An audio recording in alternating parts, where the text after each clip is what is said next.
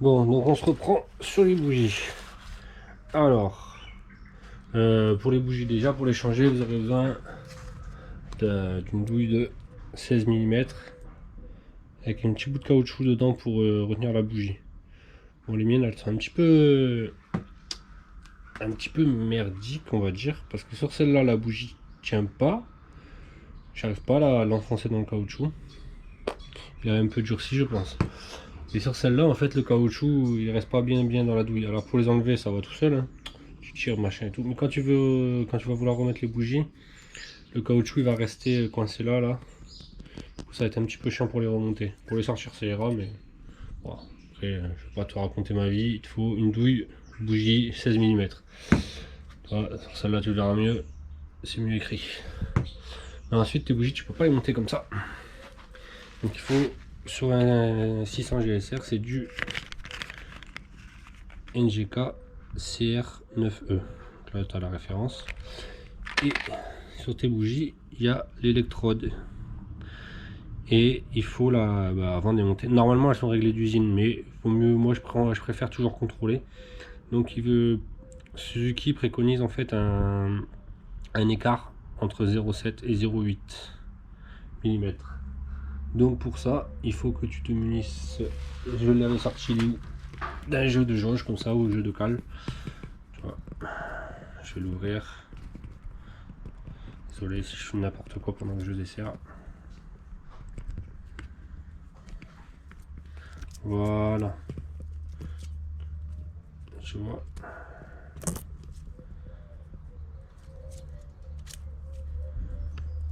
Nous, celles qui vont nous intéresser, c'est ces deux-là. 0,8 et 0,7.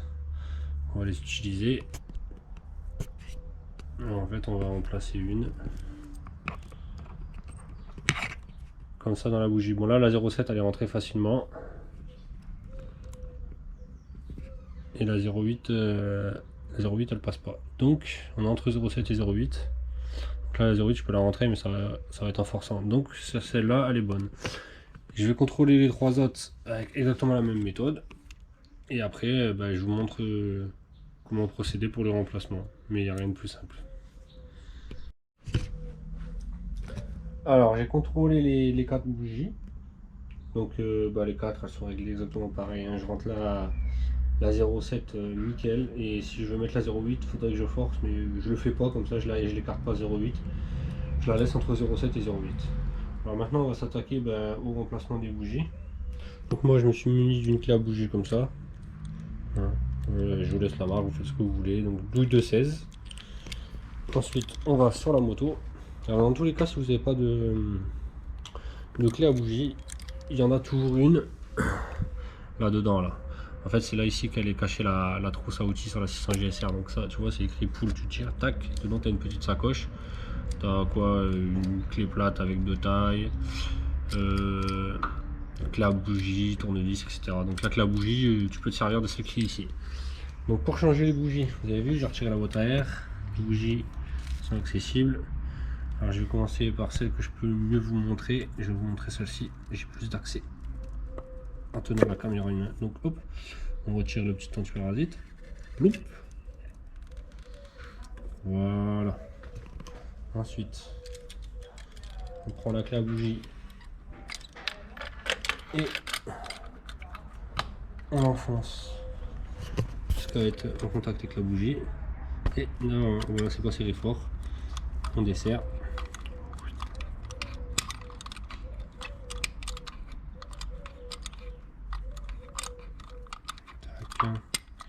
Il y a quelques filets. Hein. C'est pas pratique, c'est pas pratique, je suis pas gaucher en plus. Mais au moins comme ça, parce que à chaque fois je coupe, là au moins vous voyez un peu en action. Pas l'air d'être encore dévissé. Désolé, je rallume l'écran pour voir ce que je filme parce que voilà, ça y est, elle est libre. Hop, et là vous tirez. Et tadam, la magie de la bougie. Et vous voyez, elles ont une belle couleur chocolat. Donc ça veut dire qu'au niveau de la moto, tout fonctionne bien.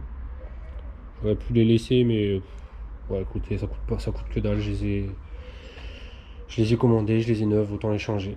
Alors moi, ce que je fais pour qu'elles soient faciles à démonter, donc, oups, je prends une bougie neuve et en fait, c'est là.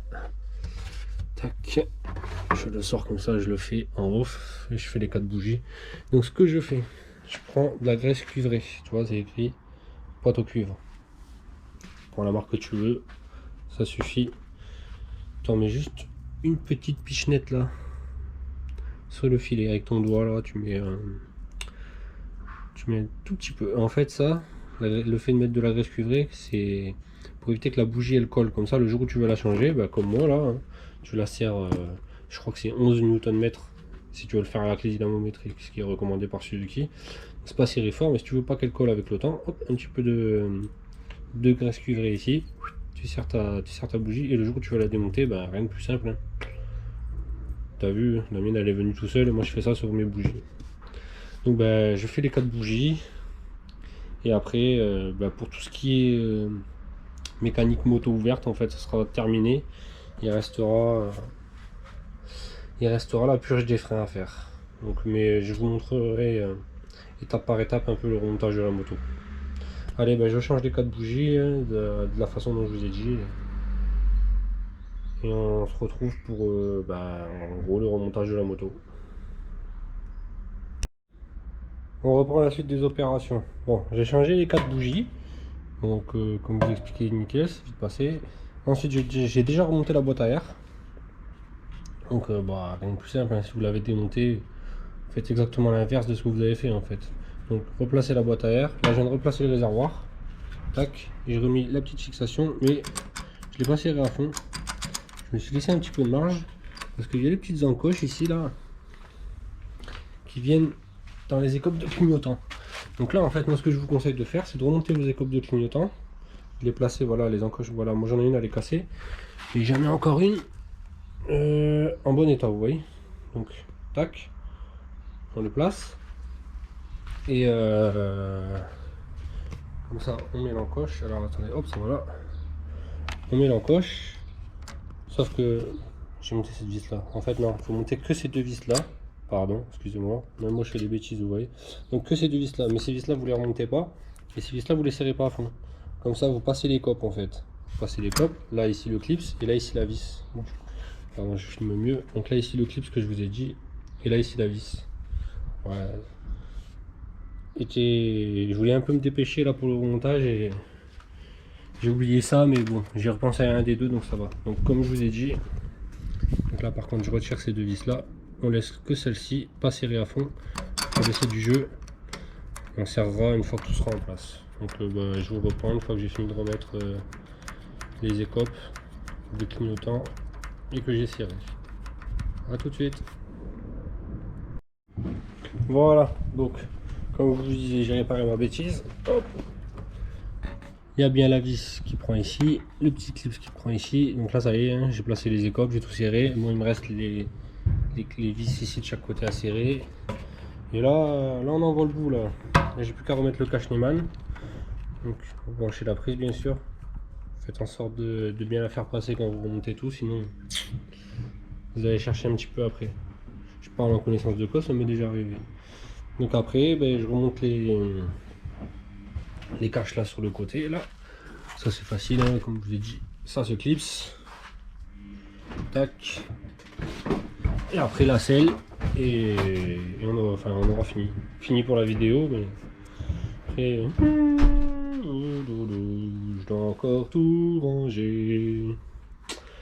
Oui, je sais, je suis fou. Donc voilà, remontage terminé. Donc bien penser à remettre la trousse à outils si vous la sortez et la béquille de réservoir. Moi, je m'en suis rendu compte après, mais j'avais oublié. Donc ça. La selle a été remise, le cache Neyman a été remis, les écopes, ah tiens, voilà, en même temps que je pars, je viens d'y repenser, où est la clé, dans mes poches,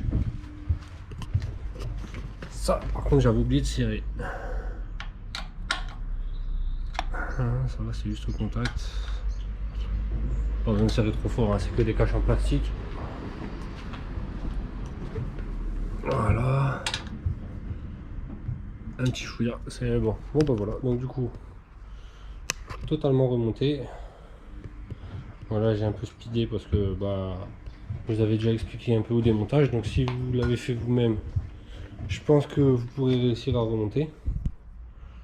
Il suffit juste de refaire l'opération inverse, d'écouter un peu plus ou moins ce que j'ai dit, même si mes explications sont peut-être un peu à améliorer parce que je suis pas le meilleur des pédagogues pour l'instant. Donc une fois qu'on a changé toutes les bougies et qu'on avait contrôlé qu'on a fait le liquide de refroidissement, on a fait les bougies et on a fait le filtre à air. Et ben on peut vérifier maintenant que tout est remonté si la moto elle démarre. Hop, on a le coupe-circuit. Tac, voilà, bien refroidi hein, déjà par rapport à quand j'ai fait le liquide. Et là, petit coup de démarreur. Donc je peux dire qu'on a bien travaillé. La moto tourne nickel, ça y est, impeccable.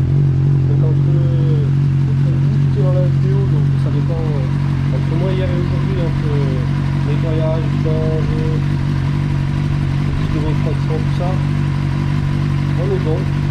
Donc pour vous, ce sera, quand la vidéo sera dispo.